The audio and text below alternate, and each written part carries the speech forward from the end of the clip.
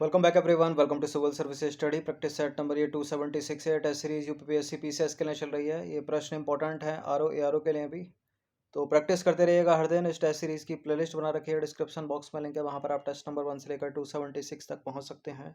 Practice करेंगे इसमें हम इंपॉर्टेंट करंट अफेयर्स के प्रश्नों पर ही। चलिए, तो क्वेश्चन नंबर 1 है, जून 2023 में भारत के समग्र खनिज उत्पादन में कितने प्रतिशत की वृद्धि हुई। ठीक है, इसको थोड़ा 23 से लेकर चलेंगे, 23 फिर उसके बाद 24 का भी देखेंगे। तो जून 2023 में भारत के समग्र खनिज उत्पादन में कितने प्रतिशत की वृद्धि हुई, यानी इसका एक अनुमान जो लगाया जाएगा वो 22 से लगाया जाएगा। ठीक है, विगत वर्ष से उसको आधार वर्ष मान के कितने प्रतिशत की हुई, 7.6%। तो ऑप्शन नंबर बी है इसका आंसर। देखिए, जून 2023 माह के लिए खनन और उत्खनन क्षेत्र का 122.3 पर खनिज उत्पादन सूचकांक जून 2022 माह के स्तर की तुलना में 7.6% अधिक है। पिछले वर्ष की समान अवधि की तुलना में अप्रैल जून 23-24 की अवधि में जो संचयी वृद्धि है वो है 6.3%। तो हमारा आंसर क्या है, 7.6%। क्वेश्चन नंबर 2 पर आ जाइए। भारत में खनिज उत्पादन के संबंध में निम्नलिखित घटनाओं पर विचार कीजिए।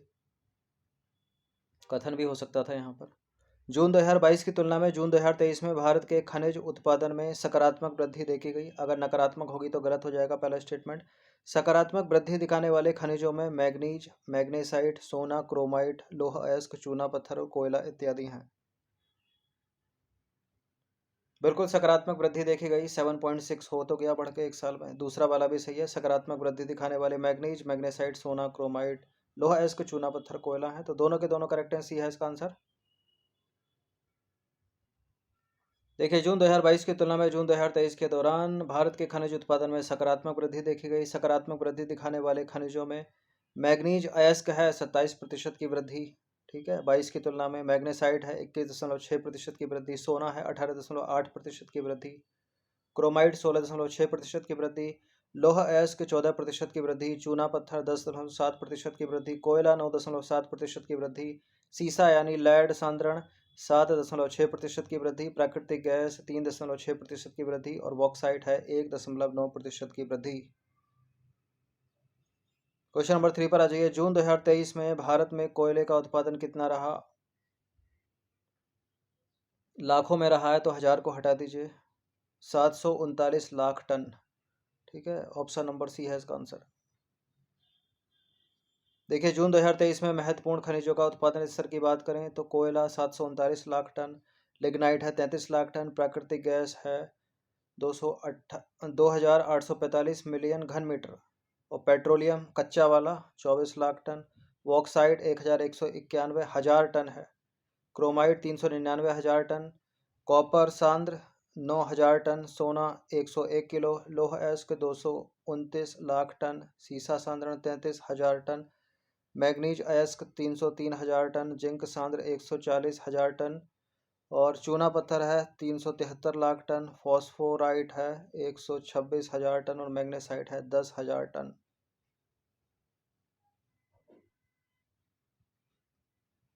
क्वेश्चन नंबर 4 पर आ जाइए। अब उसके बाद का कहानी है ये, ठीक है, क्योंकि पीछे जाकर ये पूछ लेता है कभी कभी, साल भर 15 महीने। भारतीय खान ब्यूरो के आंकड़ों के अनुसार अप्रैल 2023 से फरवरी 2024 की अवधि में भारत के खनिज उत्पादन में कितने प्रतिशत की वृद्धि देखी गई। तो 22 से 23 के बीच 7.6% की वृद्धि हुई है और 23 से 24 के बीच हुई है 8.2% की वृद्धि। तो सी है इसका आंसर। देखिए, भारतीय खान ब्यूरो के आंकड़ों के अनुसार अप्रैल 2023 से फरवरी 2024 की अवधि में भारत के खनिज उत्पादन में 8.2% की वृद्धि देखी गई। फरवरी 2024 में खनन और उत्खनन क्षेत्र के लिए खनिज उत्पादन का सूचकांक 139.6 है, जो फरवरी 2023 की तुलना में 8% अधिक है। अच्छा, यही चीज़ वहाँ पर कितनी थी, पहला वाला जो सूचकांक था 22 से 23 वाला 122.6 और अब कितना है 23 से 24 के बीच में 139.6। एक बार देख लेते हैं कितना था वो।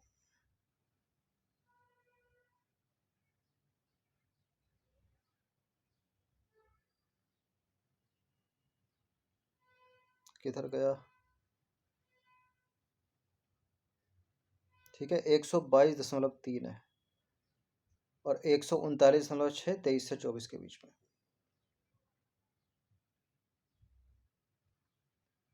इसमें 11 प्रश्न एडेड हैं, 11 प्रश्न एडेड हैं। मॉर्निंग में हमने 15 इंपॉर्टेंट प्रश्नों की प्रैक्टिस करी है करंट अफेयर्स के।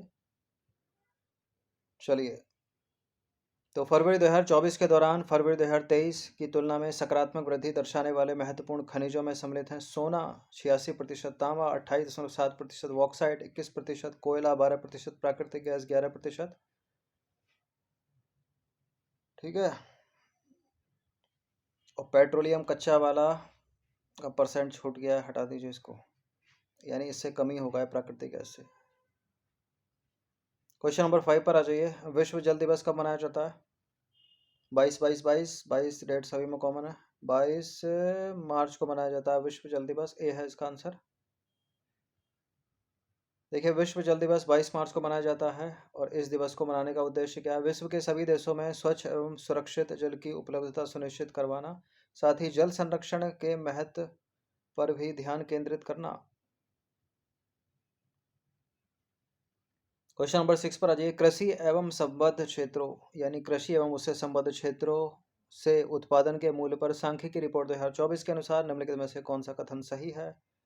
फसल उपक्षेत्र के दो सबसे बड़े समूह अर्थात अनाज एवं फल और सब्जियों ने मिलकर 2022-23 में फसल उपक्षेत्र के कुल उत्पादन में 55% से अधिक का योगदान दिया। ठीक है, जिसमें अनाज ने दिया 27.3%, फल और सब्जी ने दिया 28.3%। और दूसरा स्टेटमेंट है, कृषि और संबद्ध क्षेत्र के उत्पादन के मूल्य में मत्स्य पालन उप क्षेत्रों की हिस्सेदारी 2022-23 में 6.9% थी। तो इस तरह के आंकड़े वाले प्रश्न भी पूछे जाते हैं एग्जाम्स में। अगर आपको आंकड़े नहीं पता है तो इनको छोड़ दीजिए, कोई दूसरा प्रश्न कर लीजिए। ठीक है, और पढ़ रखा थोड़ा डीपली तो करेक्ट हो जाएंगे वो भी। तो फिलहाल यहाँ करेक्ट है दोनों के दोनों स्टेटमेंट, सी है इसका आंसर। पूछा क्या? सही ही पूछा है। देखिए, फसल उपक्षेत्र के दो सबसे बड़े समूह अर्थात अनाज और फल एवं सब्जियों ने मिलकर 22-23 में फसल उपक्षेत्र के कुल उत्पादन में 55% से अधिक का योगदान दिया। कृषि और संबद्ध क्षेत्र के उत्पादन के मूल्य में फसल 54.3%, पशुधन 33.9%, वानिकी 7.9% और मत्स्य पालन 6.9%। ठीक है, तो मत्स्य 6.9% ऑप्शन में भी था, जो कि करेक्ट है। मत्स्य पालन की हिस्सेदारी पूछ रहा था, तो दोनों के दोनों सही हैं ये। क्वेश्चन नंबर 7 पर आ जाइए। क्वेश्चन नंबर 7 है, विश्व आर्द्रभूमि दिवस से रिलेटेड दो स्टेटमेंट है यहाँ पर। देखिए, पूरी दुनिया में 2 फरवरी को विश्व आर्द्रभूमि दिवस यानी वर्ल्ड वेटलैंड डे के रूप में मनाया जाता है। विश्व आर्द्रभूमि दिवस पहली बार 2 फरवरी सन 2002 को रामसर सम्मेलन के 16 वर्ष पूरे होने पर मनाया गया था। कौन सा? इनकरेक्ट पूछ रहा है। विश्व आर्द्रभूमि दिवस प्रत्येक वर्ष 2 फरवरी को मनाया जाता है। ठीक है, पहला स्टेटमेंट। हर साल इसकी एक थीम होती है, इस बार थीम है आर्द्रभूमि और मानव कल्याण। दूसरा वाला गलत है, 2 फरवरी तो सही है यहाँ पर, 2002 नहीं होगा, यहाँ पर 1900 की डेट है। ठीक है, तो गलत यहाँ पर पूछ रहा है, केवल 2 गलत है यहाँ पर। देखिए, पूरी दुनिया में 2 फरवरी को विश्व आर्द्रभूमि दिवस यानी वर्ल्ड वेटलैंड डे के रूप में मनाया जाता है। विश्व आर्द्रभूमि दिवस का आयोजन लोगों और हमारे ग्रह के लिए आर्द्रभूमि की महत्वपूर्ण भूमिका के बारे में जागरूकता बढ़ाने के लिए मनाया जाता है। प्रमुख बिंदु की बात करें तो इस दिन वर्ष 1971 में ईरान के रामसर शहर में कैस्पियन सागर के तट पर आर्द्रभूमि पर एक अभिसमय यानी कन्वेंशन ऑन वेटलैंड को अपनाया गया था। विश्व आर्द्रभूमि दिवस पहली बार 2 फरवरी 1997 कब? 2 फरवरी 1997 को रामसर सम्मेलन के 16 वर्ष पूरे होने पर मनाया गया था। तो दूसरा वाला स्टेटमेंट गलत है, वही अपना आंसर है। और वर्ष 2024 के लिए विश्व आर्द्रभूमि दिवस की थीम मोस्ट इंपॉर्टेंट आर्द्रभूमि और मानव कल्याण। ठीक है, इंग्लिश में क्या हो गई? Wetland and human wellbeing. कुछ ही पूछ जा सकती है, इसको भी देवनागरी में लिखकर पूछ सकता है हिंदी में। चलिए, क्वेश्चन नंबर 8 पर आ जाइए। हाल ही में समाचारों में रहा यूरोपा मिशन, यानी बृहस्पति के उपग्रह यूरोपा पर जीवन की तलाश करने के लिए हाल ही में लॉन्च किया गया मिशन क्लिपर यूरोपा किस देश का है ये? रूस, संयुक्त राज्य अमेरिका, भारत, चीन। लॉन्चिंग हो गई है इसकी 14 अक्टूबर को, 2 दिन पहले। यह है नासा का। तो संयुक्त राज्य अमेरिका, ऑप्शन नंबर बी है इसका आंसर। बृहस्पति का एक उपग्रह है चंद्रमा, उसका नाम है यूरोपा। इसी यूरोपा पर जीवन की खोज करने के लिए निकल पड़ा है ये, ठीक है, क्योंकि बर्फ की चादर दबी है वहां पर। तो नासा का यूरोपा क्लिपर अंतरिक्ष यान बृहस्पति ग्रह के चंद्रमा यूरोपा पर जीवन की तलाश के लिए निकल पड़ा। और बृहस्पति का ये जो उपग्रह है यूरोपा, अपने बर्फीले खोल के नीचे एक विशाल जलाशय होने के लिए जाना जाता है। यह मिशन 14 अक्टूबर 2024 को space x falcon heavy rocket के जरिए लॉन्च किया गया। यह जीवन के समर्थन के लिए संभावनाओं का पता लगाने के लिए एक रोमांचक वैज्ञानिक खोज की शुरुआत करता है। इससे जुड़ी कुछ इंपॉर्टेंट चीज़ें जो कि हो ही गई हैं एक्सप्लेनेशन में, फिर भी एक बार और देख लो। लॉन्चिंग तिथि क्या है? 14 अक्टूबर 2024, 2 दिन पहले। लॉन्चिंग समय है 12:06।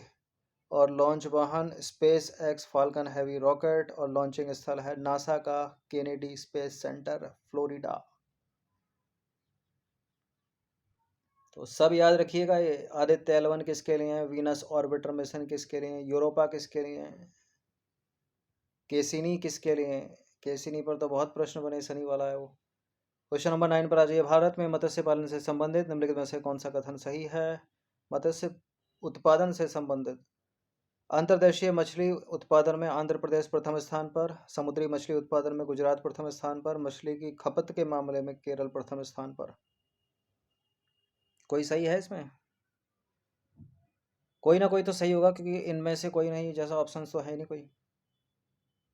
देखिए, भारत में आंध्र प्रदेश और गुजरात मत्स्य उत्पादन में अग्रणी हैं वर्तमान में। अंतर्देशीय मछली के उत्पादन में आंध्र प्रदेश प्रथम स्थान पर है, समुद्री मछली के उत्पादन में गुजरात प्रथम स्थान पर है। और खाएगा कौन इनको सबसे ज़्यादा? केरल मछली की खपत के मामले में प्रथम स्थान पर है। तो सारे के सारे करेक्ट एंड डी है इसका आंसर 1 2 3।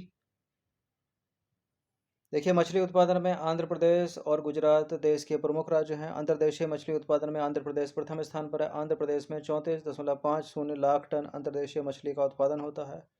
देश में कुल मछली पालन और जलीय खेती में आंध्र प्रदेश की हिस्सेदारी 40.9% है। मछली और झींगे के उत्पादन में आंध्र प्रदेश प्रथम स्थान पर है। समुद्री मछली के उत्पादन में गुजरात प्रथम स्थान पर है। सब याद रखिएगा ये। गुजरात में 7.01 लाख टन समुद्री मछली का उत्पादन होता है। मछली की खपत के मामले में केरल प्रथम स्थान पर है। केरल में 53.5% आबादी रोजाना मछली खाती है। इन सभी टेस्ट का फुल टेस्ट PDF प्राप्त कर सकते हैं नंबर इस पर कॉल या व्हाट्सएप करके, यानी आपको पेड टेलीग्राम ग्रुप में ज्वाइन करना होगा। 1 टाइम पेमेंट है 499 का। इसी से रिलेट करता हुआ एक और प्रश्न है, भारत के किस राज्य में सर्वाधिक मांस की खपत होती है? नागालैंड, केरल, तमिलनाडु, आंध्र प्रदेश। भारत में सर्वाधिक मांस खाता है, मांस खाने वाली आबादी रहती है नागालैंड में। और इसी क्रम में अगर डिक्रीजिंग ऑर्डर पूछ ले और इंक्रीजिंग पूछ ले तो यह है नागालैंड है इसका आंसर। देखिए, नागालैंड में सबसे ज़्यादा मांस खाया जाता है। यहाँ की 99.8% आबादी जो है वो मांसाहारी है। यहाँ देश का सबसे ज़्यादा मीट खरीदा और बेचा जाता है। नागालैंड में आदिवासी घरों में उत्पादित ताज़ा सूअर का मांस खाना पसंद किया जाता है। भारत में नॉनवेज खाने वाले लोगों की संख्या की बात करें तो नागालैंड में 99.8% आबादी मांसाहारी है। केरल में 99.1% लोग मांसाहारी हैं। तमिलनाडु में 97.7% लोग मांसाहारी हैं। आंध्र प्रदेश में 97.3% लोग नॉनवेज खाना पसंद करते हैं। तो वो जो क्रम है वो सही है, ठीक है। डिक्रीजिंग ऑर्डर ये है और इंक्रीजिंग ऐसे हो गया।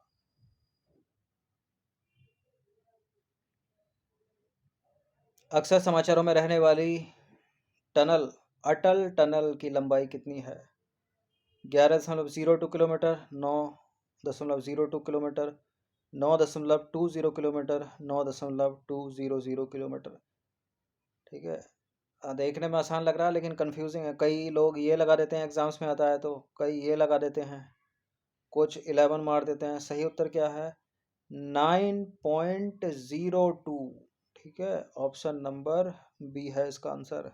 ना ये सही है ना ये सही है, ये तो पूरा गलत है। देखिए, अटल टनल या सुरंग कह लो इसको, भारत के पूर्व प्रधानमंत्री अटल बिहारी वाजपेयी के नाम पर एक राजमार्ग सुरंग है। यह भारत के हिमाचल प्रदेश में लेह मनाली राजमार्ग पर हिमालय के पूर्वी पीर पंजाल श्रृंखला में रोहतांग दर्रे के नीचे बनाई गई है। अटल टनल की लंबाई कितनी? 9.02 किलोमीटर। और अटल टनल की ऊंचाई है 3060 मीटर। तो 11 प्रश्न एडेड थे, इनकी प्रैक्टिस 1 से 2 बार कर लीजिएगा। धन्यवाद। हर दिन प्रैक्टिस करते रहिएगा।